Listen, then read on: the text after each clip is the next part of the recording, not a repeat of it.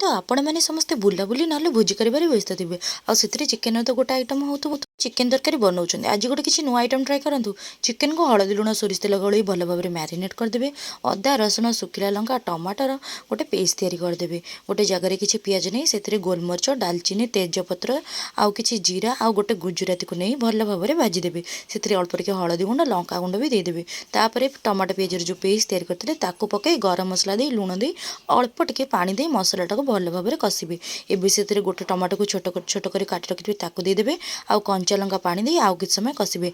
मसलार जितेबाला तेल भल भाव में बाहर जीव चिकेन को जो मैरिनेट कर रखिथे ताकू पकई घोड़े घोड़े भल भाव में कषिबे। चिकेनटा भल भाव में कषि हो गला परे ता ऊपर टिके कस्तूरी मेथी धनिया पत्र आउ डालचीनी गुंड दे रेडी करदेवे गरम मसला चिकेन।